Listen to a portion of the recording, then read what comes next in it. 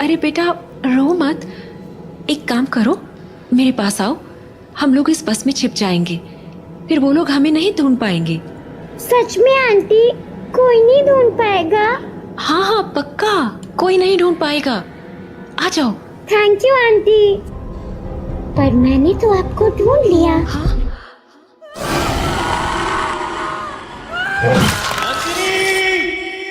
मैं नंदिनी को बचाने के लिए बस के बाहर जाने लगा, पर तब तक बहुत देर हो चुकी थी।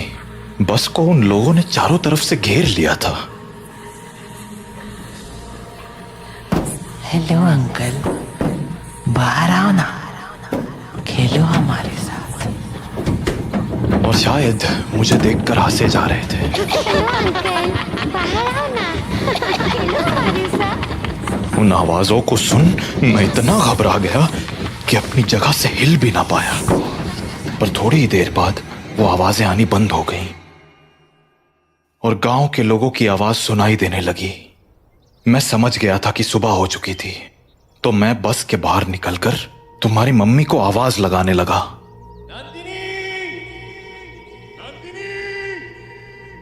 पर वहां अब कोई नहीं था। मैं कई दिनों तक उसकी